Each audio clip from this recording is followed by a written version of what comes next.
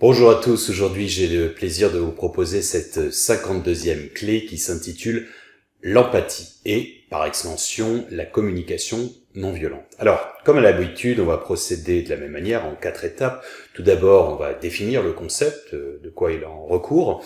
Deuxièmement, on verra les champs d'application, la raison d'être.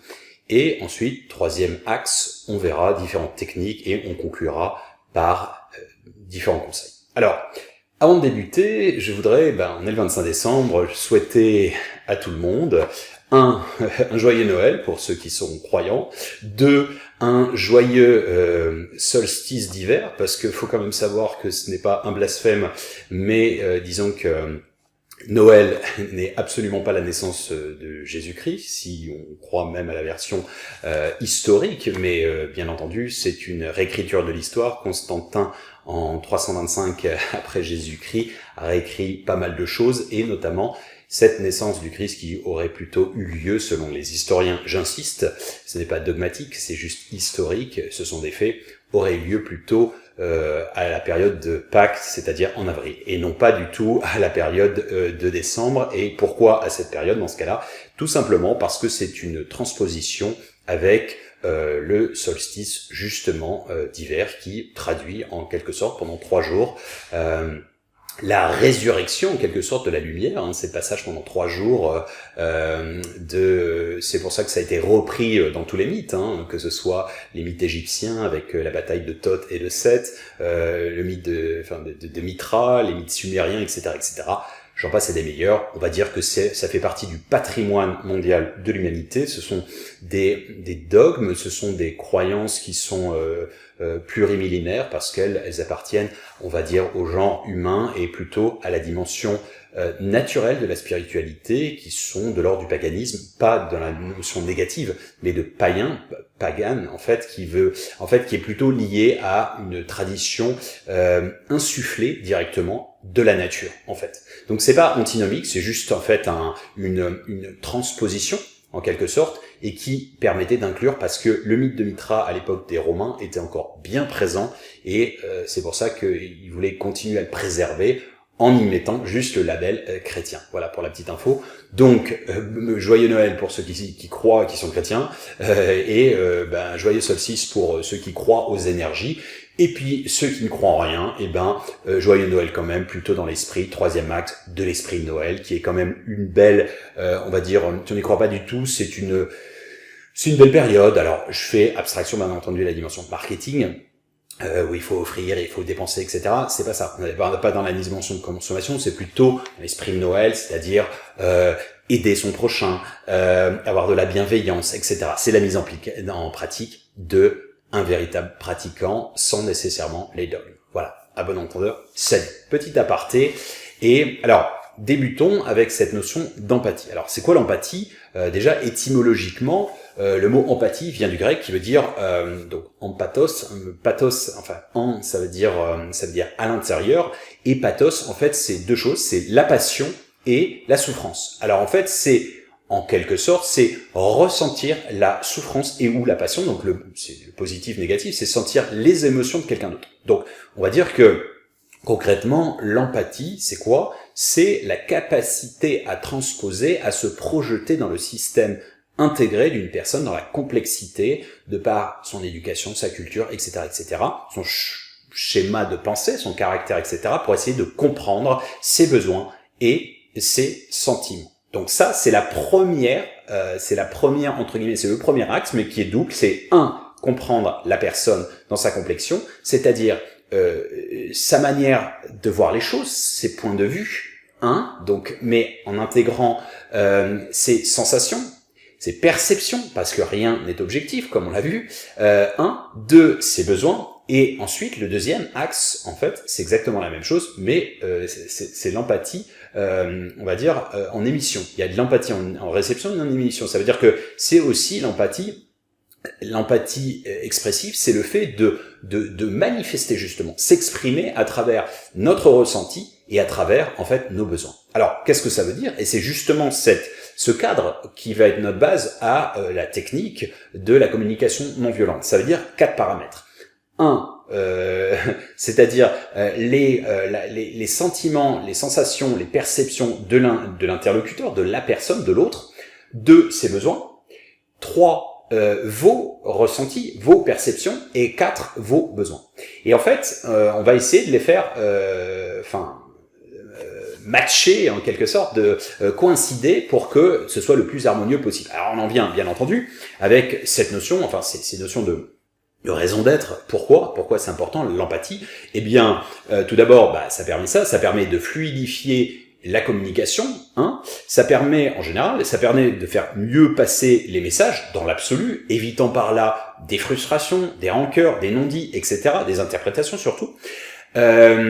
3, ça permet d'apaiser dans l'absolu, de rendre les gens en paix par rapport aux interconnexions, aux interactions, aux relations humaines dans l'absolu, être soi-même harmonieusement, c'est-à-dire qu'on est pleinement ce que l'on est, c'est-à-dire qu'on s'exprime, on ne refoule pas, on ne rumine pas, on est pleinement soi-même, bien expliqué, etc.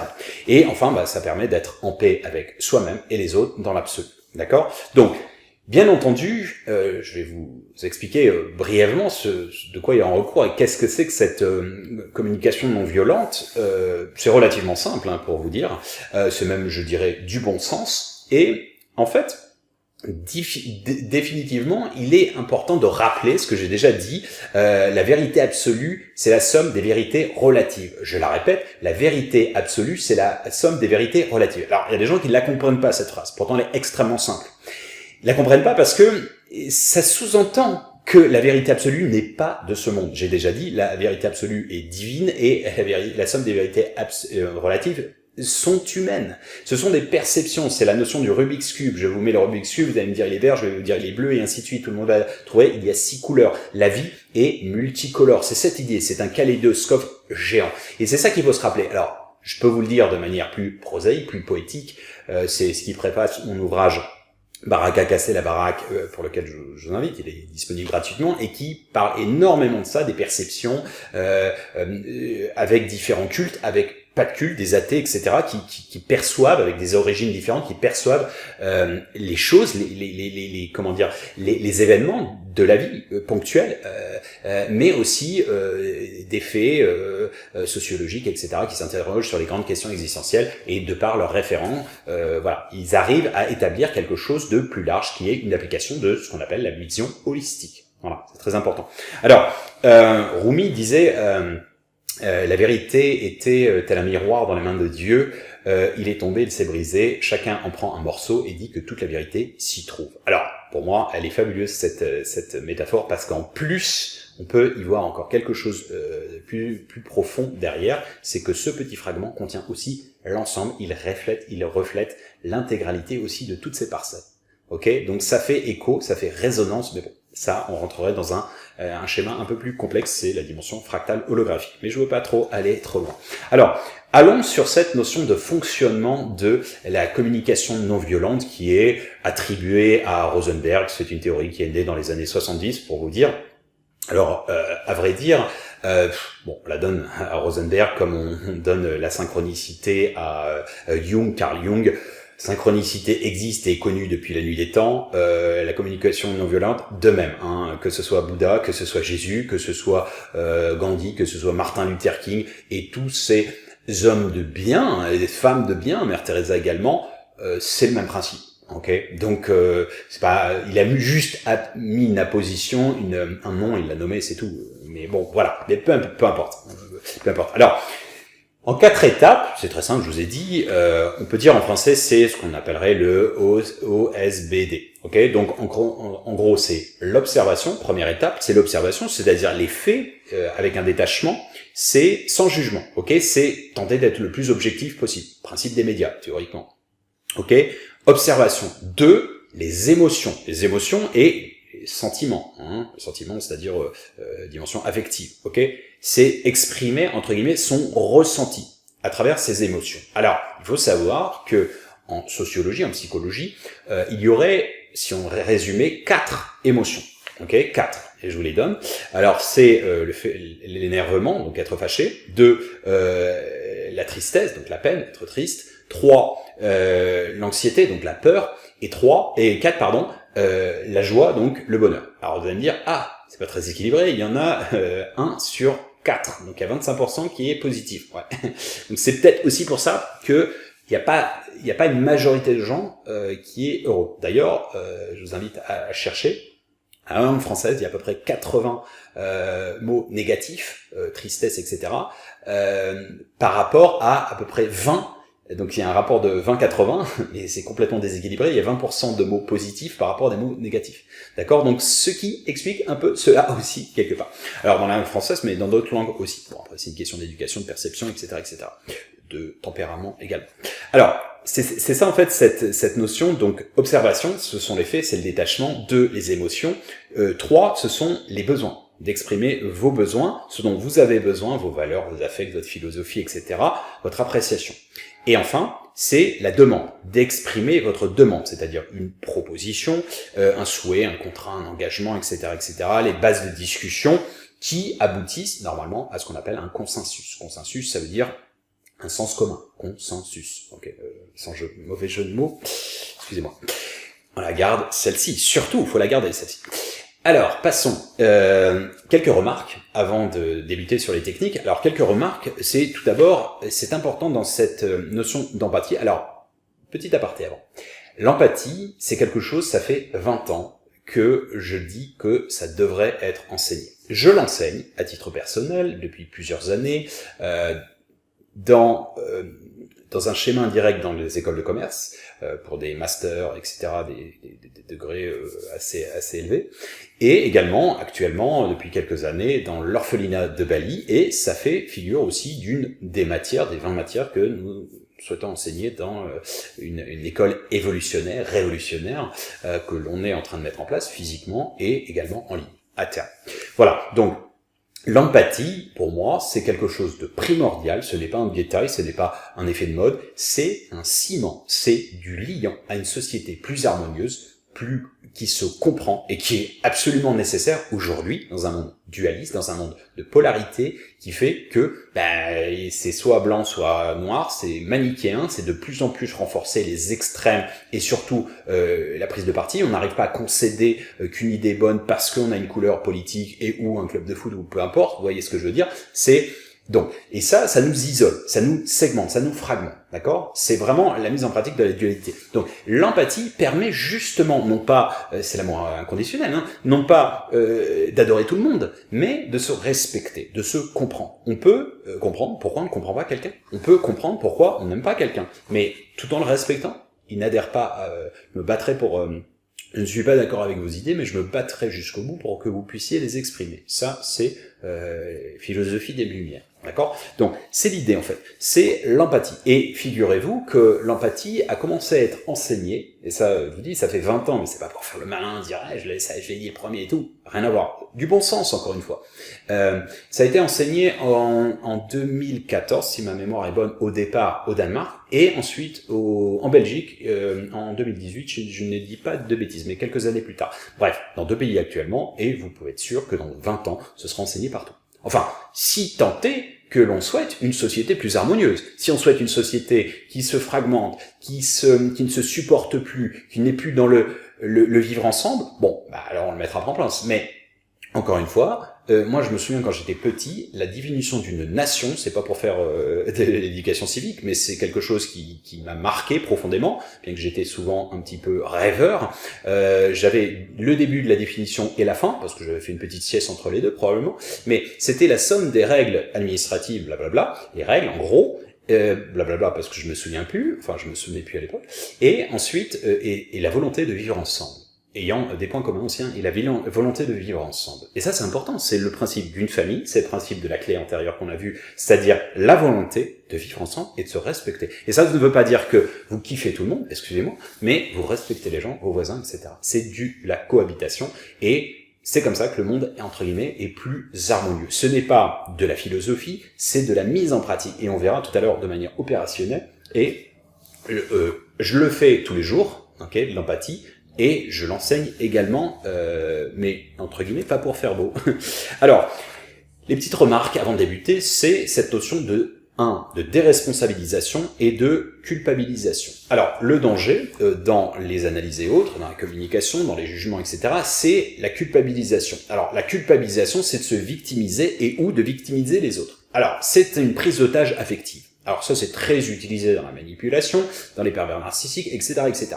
Mais on va dire que c'est un danger que l'on voit aujourd'hui dans plein de mouvements, qui se nourrissent de ça. D'accord? Donc ça, c'est un des dangers. Je le lis à la déresponsabilisation, qui, honnêtement, que vous soyez, c'est de l'éveil dans le sens absolu, ce que j'essaie de transmettre. En fait, s'affranchir, se libérer, entre guillemets, de la présence égotique et environnementale, enfin, être harmonieux avec le monde, c'est surtout, c'est la déresponsabilisation. Et ça passe par là. L'un des premières étapes, donc c'est la destruction de l'ego, enfin, le remettre à sa place, clé 9 et ensuite 10, nettoyage, etc., donc comme on l'a vu. Mais, en fait, c'est important de comprendre ce principe d'absence de déresponsabilisation. Se déresponsabiliser, ça veut dire quoi? En gros, je suis malheureux parce que mon éducation, parce que Dame Nature, parce que la vie, parce que Dieu est méchant, parce que il m'accable de machin, parce que ma belle-mère, parce que je sais pas, parce que les méchants gouvernants, etc., etc. Et c'est toujours la faute des autres et c'est jamais ma faute. Et ça, c'est un truc vraiment. Je vous invite dans toute grande sagesse, dans toute initiation quelle qu'elle soit, on passe toujours par ce premier schéma. Et dans le mouvement actuel de spiritualité, un peu pour les nuls, en quelque sorte, on outrepasse cette déresponsabilisation. Très souvent, on l'outrepasse. Et donc du coup, on va chercher le principe du bouc émissaire, etc., etc. Et on n'en finit pas. Des rancœurs, des remords, des machins. On peut se nourrir et entretenir des schémas de revanche, etc., de manière infinie. D'accord? Donc voilà, la déresponsabilisation. Ensuite, c'est la conscience des mots. C'est très important dans une bonne communication non violente, d'apaisement, etc., du savoir utiliser sciemment les mots qu'on utilise. Freud, père de la psychanalyse, disait à la base, le langage et la magie étaient deux choses communes. Okay. Qu'est-ce qu'il voulait dire par là? De manière très puissante, en fait, la parole est une énergie. C'est ce qu'on appelle en Grèce antique et dans la philosophie grecque, le logos. C'est une vibration énergétique, c'est une fréquence, et c'est aussi une teneur énergétique qui impacte, qui va façonner l'individu. Si vous dites, c'est le principe de Masaru Emoto, je t'aime, vous allez avoir quelque chose d'harmonieux, la personne le reçoit comme tel, c'est une incantation, c'est comme si c'était de la magie, quand vous, c'est vraiment envoyer quelque chose comme tel à la personne, sauf si elle est hermétique, elle a réussi à se bloquer, se préserver de ça, mais, enfin positif, négatif, mais disons que choisissez les bons mots, c'est très important. Un bon vocabulaire permet justement d'être précis dans ses idées et de toucher la personne en fonction, évidemment, l'intelligence c'est la capacité d'adaptation, évidemment ne parlez pas de manière soutenue à un gamin de 4 ans, c'est évident, mais d'utiliser les bons mots parce que il y a des mots qui tuent.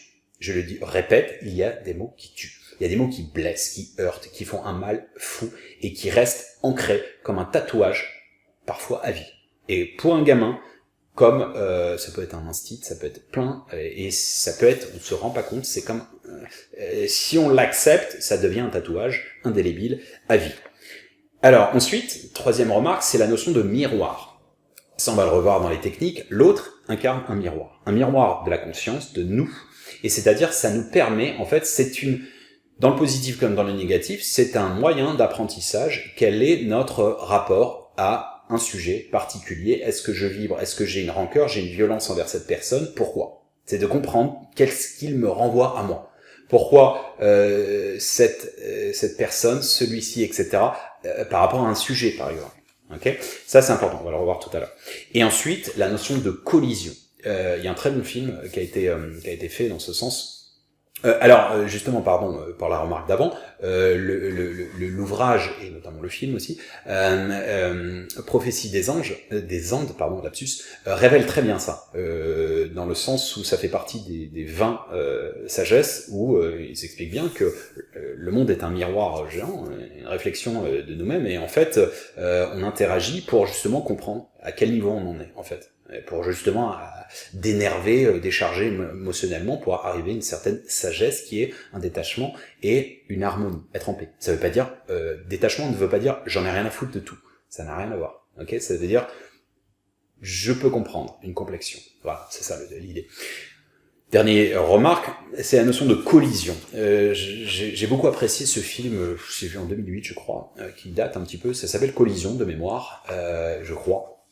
Un film américain qui est en fait très très bien fait, et en fait j'aime l'intro qui fait au départ, je crois que parfois on crée des conflits, des collisions pour être sûr qu'on est encore vivant. Et on peut se demander en effet si la confrontation qui, dans la Grèce antique, c'est ce qu'on appelle la dialectique, c'est la provocation, provoquer, enfin force de réaction, ne permet pas, bon, c'est des joutes verbales, c'est des joutes humaines, c'est des joutes de pouvoir, etc., énergétiques, ok, mais c'est aussi un moyen de encore se dire on est vivant. Bon. Parenthèse. Pourquoi je vous dis ça? Parce que, bon, alors, on peut dire que dans le monde occidental, et notamment en France, ça bataille beaucoup, les idées, etc., mais c'est intéressant, quand c'est constructif, quand c'est respectueux et tout, moi je trouve ça très intéressant, mais il y a des pays où on a fait une jachère de la conscience, de l'esprit, parmi tant d'autres, dans lesquels j'ai longtemps vécu, je ne citerai pas, mais je pense qu'on peut le savoir assez vite, où il n'y a plus ces confrontations parce qu'il n'y a pas d'échange de débat, parce que il n'y a plus de réflexion. Et ça, quelque part, c'est limitant, parce que ça veut dire que on est dans un monde de zombies, on ne se pose plus de questions, on est là juste pour pour consommer, et voilà, pour moutonner, en quelque sorte. Bon, bref, petit aparté. Voilà, alors, au niveau des techniques, ce qui est intéressant, au niveau de la communication non violente, et notamment dans tout ce qui est empathie, c'est notamment de soi-même, c'est d'analyser sa colère. Alors, les phases de colère, la crise de colère, alors isolez-vous, bien entendu. Dans un premier temps, écoutez votre colère, ressentez votre colère, et ensuite, absorbez les sensations. Analysez ces sensations. Pourquoi vous êtes en colère? Quels sont les besoins manquants, les frustrations? Nettoyez, ok? Et plus vous allez faire ce schéma, et plus vous allez... Donc c'est une observation au moment de l'énervement. Moi, je sais notamment, je vous dis, je suis quand même dans la matière, hein, j'ai, comme tout le monde, même en tant que chef d'entreprise, combien de fois j'ai eu des moments où en réunion, vous avez une personne absolument sans foi ni loi, vous sentez que la moutarde vous montonnez, et vous visualisez, c'est comme si vous aviez le truc, il va se la prendre celui-là, etc. Et vous dites, de manière rationnelle, est-ce que ça vaut le coup? Je vais lui sauter à la gorge, en quelque sorte, verbalement, je vais le défoncer en gros, je vais avoir mes bons arguments parce que je suis légitime, etc., mais le mec va se braquer, ça va partir en couille, et à la fin, je vais m'énerver, c'est mauvais pour ma santé, on va accoucher d'une souris, parce que c'est jamais engueuler quelqu'un, réprimer quelqu'un, etc., vous attaquez l'ego. L'ego a une force de réaction, c'est-à-dire c'est reptilien, c'est animal, hein. Vous prenez un coup de poing, souvent, même ceux qui sont pas violents, le remettent. Voilà. Pourquoi? C'est comme ça. C'est instinctif, en quelque sorte. Donc, tout ça, ça n'a jamais, à part si vous êtes dans la terreur, ou vraiment dans un management dictatorial, ou, enfin bon, bref, que sais-je, mais disons que ça ne fonctionne pas. Bon. Mais ça, c'est important de s'analyser comme tel. Ensuite, deuxième point, c'est de distinguer, séparer l'effet de vos émotions. D'accord? Donc, l'effet, donc c'est quoi? C'est rien à voir avec l'effet et enfin les petits lutins, bien entendu. L'effet, ce sont justement, c'est ce qui est factuel. Je sais que c'est une extension, mais c'est entre guillemets, ce sont les données objectives théoriquement, ok, objectives. Et ensuite vos sensations, vos ressentis. Mais dissocier, c'est un travail, une gymnastique très compliquée. Mais avec le temps, ça se met en place. C'est comme du stretch, c'est comme l'élasticité, c'est avec le temps. Troisième point, reformuler. C'est très important dans la communication non violente de reformuler, et quelle que soit communication dans l'absolu. Reformuler, le feedback, permet justement une compréhension passive et en même temps de réception. Qu'est-ce que ça veut dire? Ça veut dire en gros que vous montrez à votre interlocuteur, que vous avez bien compris, vous avez bien saisi les tenants, les aboutissants, donc vous vous mettez à sa portée, la personne en général est honorée, ou tout au moins apprécie qu'on comprenne sa problématique.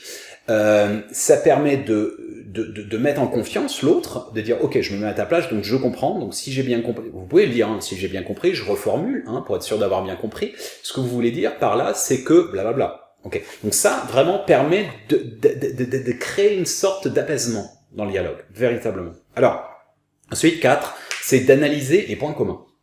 Les points communs, ce sont les ponts, c'est les symbioses. Ok, en psychologie, en communication, ce sont les symbioses. C'est ce qui match, en gros. Vous pouvez avoir plein de divergences, mais il y a forcément des points communs. Ok, c'est ce qu'on utilise en négociation, c'est ce qu'on utilise dans la diplomatie, dans l'absolu. Ok, donc de capitaliser dès le début sur les points communs. Pourquoi ?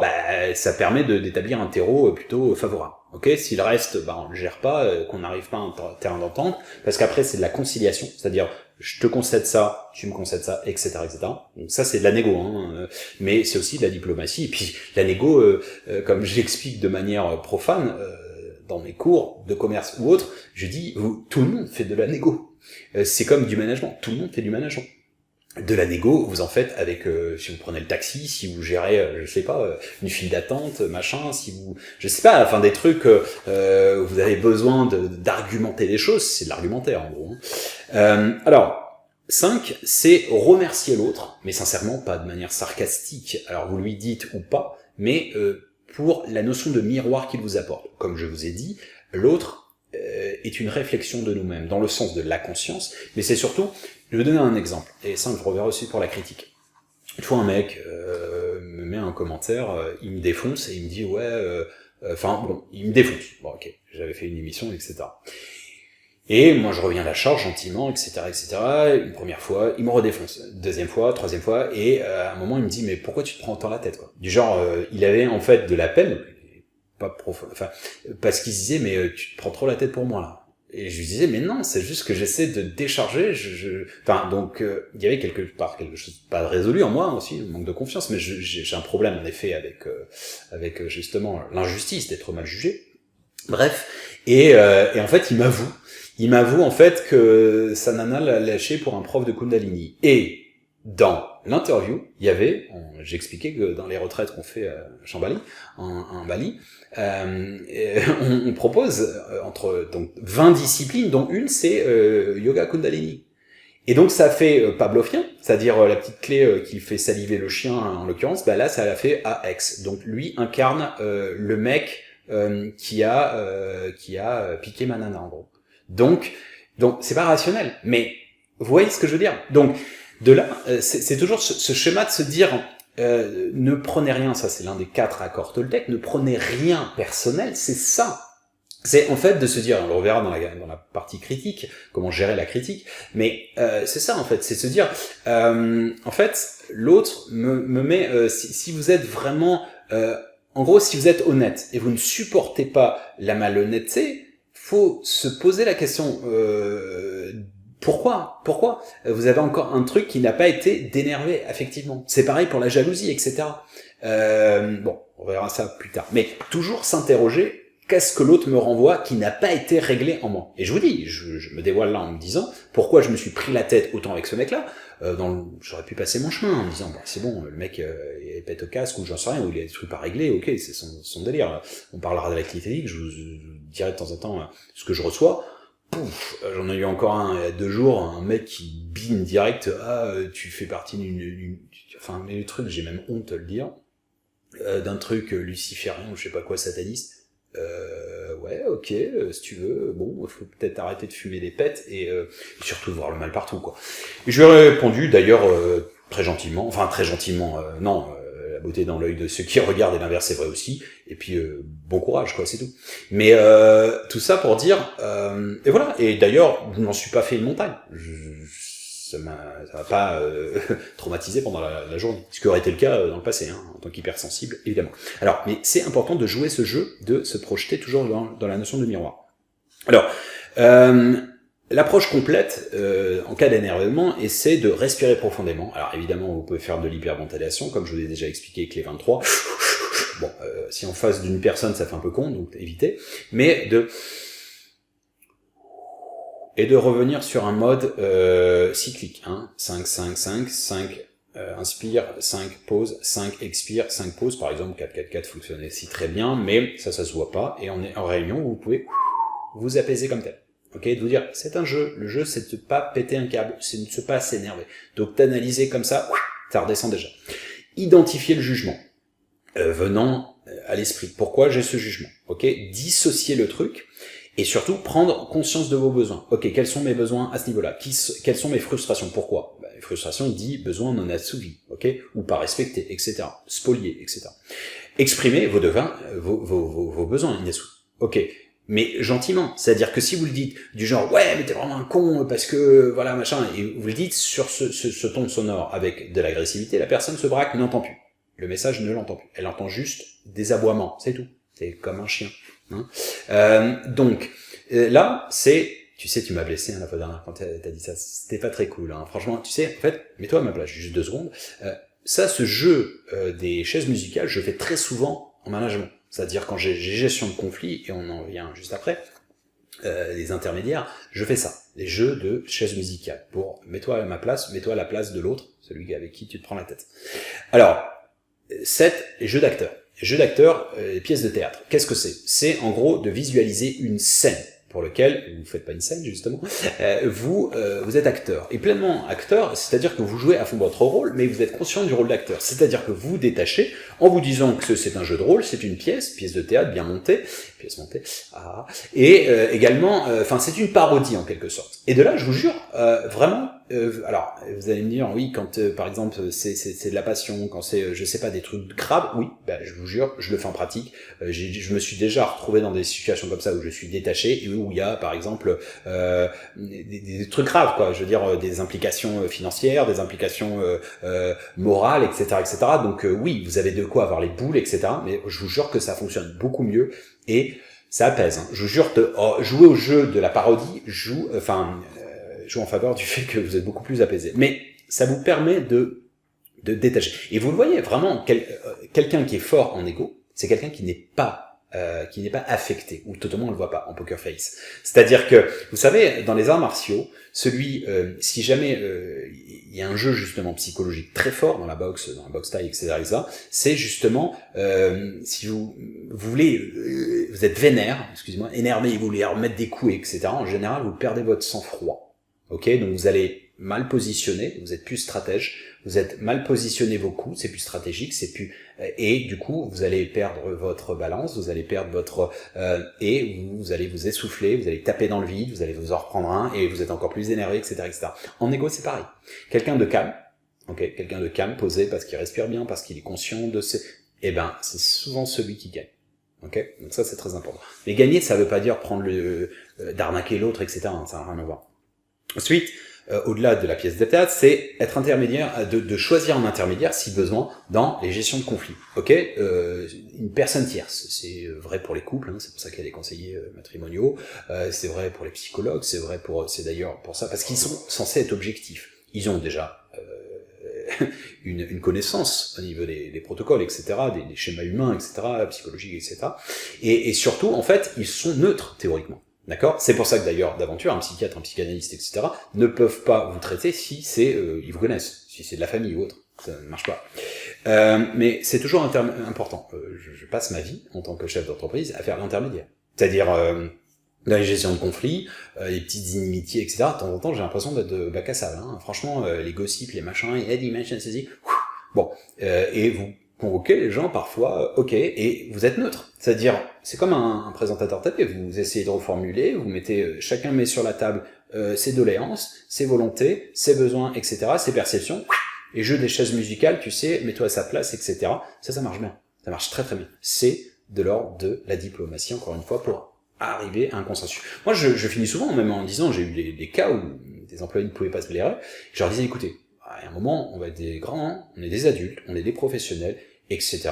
Et donc, la maturité professionnelle, c'est aussi, je vous demande pas de vous rouler des pelles, je vous demande pas d'aller en vacances ensemble, mais au moins, vous, en plus, en général, il nous apprécie, hein, mon associé et moi, faites-le aussi pour ça, à la dimension affective, mais faites-le aussi professionnellement, vous allez jamais choisir une société avec vos potes, hein. C'est sans cesse qu'on a des gens qu'on peut pas blairer. Alors je leur dis pas, mais même toi, tu sais, je t'aime pas, hein. Non, je rigole. Mais, non, mais voilà, c'est toujours, on peut toujours d'ailleurs placer des messages comme ça avec l'humour, hein, ça détend le truc. Les intermédiaires, c'est important. Alors, écoutez des personnes que vous n'aimez pas. Hein? C'est quoi ce sadomaso? Ouais, honnêtement, alors moi je le fais assez souvent, je le fais depuis que je suis gamin, mais je l'ai encore fait la semaine dernière et semaine encore d'avant. Une fois par semaine, j'écoute un podcast quand je cours. Alors quand je cours, en général, j'en chie en plus. Hein. Je cours, je suis fatigué, etc. Donc, et pendant 1 heure et demie, je m'inflige avec quelqu'un que je n'aime pas. Ok, donc je n'apprécie pas ces idées, etc. Et là, en fait, l'idée, c'est quoi? C'est pas pour, c'est en fait d'essayer de se dire, ok, je me mets dans un schéma, je vais essayer de trouver des choses intéressantes sur cette personne. Ok, il est intellectuel, il est cultivé, etc. Il aura forcément des bonnes idées, quand même, mine de rien. Il y a personne qui a... Et je vais essayer d'aller plus loin. C'est que même quand il sortira des blagues ou autres, je me marrerai avec lui. Je vais être et je vous jure, c'est une gymnastique, c'est difficile, mais ça marche. Ok, et vous êtes plus en paix avec elle. Je vous jure, et même des personnages actuels, médiatiques aujourd'hui, que certains ne peuvent pas blairer. Moi, je vous jure, je n'ai pas d'inimitié, je déteste personne. Vraiment, je vous promets. Et voilà. Alors là, la technique, elle est assez simple. Il y a 2 phases. 1, c'est ressentir cette personne. Je vais vous expliquer ensuite comment. 2, c'est écouter, entendre cette personne. Alors, allons sur ressentir cette personne. C'est-à-dire, regardez cette personne comme une petite fille ou un petit garçon. Remettez-la dans un schéma de petit garçon, de petite fille. Imaginez la personne pleurer. Ok ? Elle a des coups de pouce parfois, elle en a ras-le-bol, et elle est, comme tout le monde, elle est, elle est fragile. Tout le monde est fragile, à part les gros bœufs qui font genre, mais en général, ils sont friables également. Imaginez donc pleurer, imaginez les à la selle, ok, en train sur le trône, sur leur royaume. Non mais sérieusement, c'est pas une blague, c'est d'imaginer une personne sur un endroit qui est pas forcément très glorifiant. Aux toilettes, tout le monde, c'est physiologique. Non, mais vraiment, ça redescend. Que ce soit votre boss, que ce soit un politique, etc., et que vous n'aimez pas. Imaginez comme tel. Ça redescend d'un niveau. Hein. Ayez de la compassion pour cette personne. C'est-à-dire qu'à un moment, il va vous faire un peu pitié. Mais pas pitié dans le sens négatif.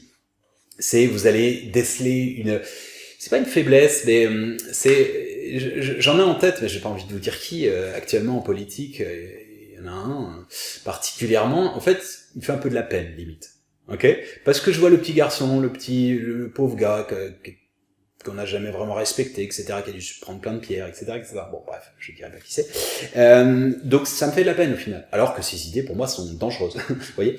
Bref. Et voyez, justement, les couches d'ego. Comme un oignon, et de dire, voilà, ce personnage, par exemple, oui, il est petit, il est pas très gâté par la nature à la base, il a dû galérer un petit peu, etc., il a jamais été respecté, peut-être, etc., c'est plutôt le chétif, le mec qu'on prend pas dans son équipe, etc., donc, vous avez une compassion, et donc, du coup, et c'est pas sarcastique, hein, quand je dis ça, c'est honnête. Vraiment de l'amour inconditionnel en pratique. Voilà, donc de voir un peu toutes les couches d'ego. Bah oui, il a besoin de crier plus fort, pisser plus fort, faire pipi dans les coins, parce qu'il a envie, il a une aura, il a justement maintenant, parce que les gens, le peuple, lui donnent une crédibilité, etc., etc. Donc voilà, c'est ça en fait, de regarder comme ça à travers ce jeu-là. Donc, première phase. Deuxième phase, c'est d'écouter les idées, mais en se disant objectivement, parce que souvent on est un peu complaisant envers une personne qu'on aime bien, sous prétexte, alors que parfois il dit de la merde, faut dire les choses, que ce soit même votre compagnon, votre compagne, etc. Moi-même, peut-être que vous dites, non mais là, il y a délire. Hein. Bien sûr, ok. Donc pas de complaisance, mais d'extraire en fait quelque chose, une substance intéressante pour une personne que vous n'appréciez pas. Il y a des bonnes idées dans chacun, j'en suis convaincu. D'accord ? Et ça, pour moi, c'est extrêmement important. Alors, Un petit jeu qu'on va faire, c'est en fait, c'est déjà ce dont on avait parlé dans le passé, c'est en gros jouer au paradoxe. C'est-à-dire, en fait, c'est muscler, en termes de gymnastique, votre capacité à trouver des arguments contraires à vos pensées. D'accord?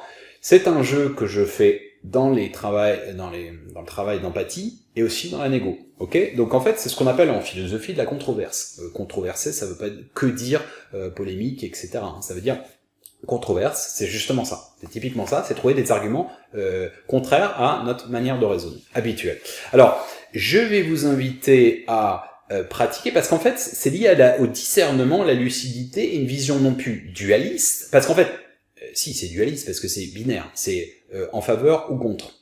D'accord? Mais de ça, donc c'est thèse, antithèse, mais de ça, crée une synthèse. Et d'une synthèse, crée non plus une vision exclusivement dualiste, mais holistique. Holistique, holos en grec veut dire global. Ok, l'application d'une forme de nouvelle ère et de vision plus harmonieuse. Ok, alors je vais vous donner les thèmes. Je vous invite à faire pause éventuellement et de trouver, alors je pourrais vous donner les réponses entre guillemets, enfin les réponses, c'est pas les réponses, c'est j'en ai trouvé à peu près 5-6 pour chacune d'elles. C'est-à-dire que je ne vous donne pas mes opinions, je vous donne juste matière à réfléchir sur des thèmes importants, controversés bien entendu dans le sens qu'on prend actuel, enfin polémique un petit peu, évidemment, qui sont passionnés quelque part, et de vous poser ces questions en disant, parce que c'est un exercice difficile. C'est difficile, alors trouver des arguments en faveur de ceux pour lesquels vous adhérez, c'est pas dur, c'est pas compliqué. Mais de trouver à l'inverse, c'est difficile. Je vais vous donner les exemples. Pour ou contre la peine de mort. Alors, vous devez trouver 3 arguments minimum, moi je vous dis j'en ai 5-6, pour la peine de mort, et contre la peine de mort. Alors si vous êtes contre la peine de mort, bah ça va, c'est pas trop compliqué, je peux vous en donner, hein. Mettez sur pause et faites le test.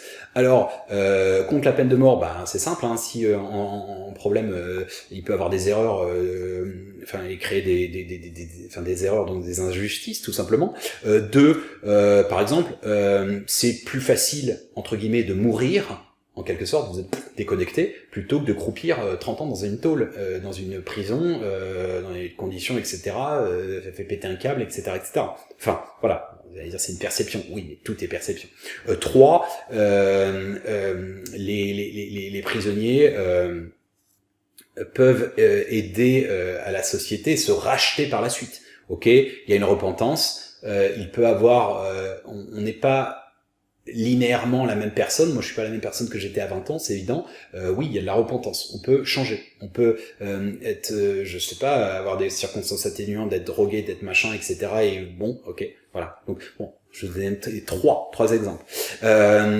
Contre la peine de mort, ce serait, encore une fois, j'insiste, c'est pas mes opinions, c'est, d'ailleurs, je pas que vous connaissiez mes opinions par rapport à ces sujets-là. Okay, mais c'est pour vous de le faire. Alors, quels seraient par exemple les en faveur de la peine de mort, à savoir qu'il y a un sondage qui a été fait dernièrement, 55% des Français seraient pour le retour de la peine de mort. Et ça, c'est partout en Europe et partout dans le monde. Okay, le monde se radicalise. Okay, parce que le monde se radicalise. Qu'est-ce que ça veut dire? L'opinion publique se radicalise parce que les comportements se radicalisent. Et ça, c'est l'œuf et la poule. C'est ce que j'essaie aussi d'expliquer. Alors, les risques de récurrence, c'est-à-dire des multirécidivistes, hein, vous en avez plein, hein, des multi-fois violeurs. Le mec, il a croupi, il a été condamné 2-3 fois et il sort et immédiatement, il le refait ou plus tard. Bon.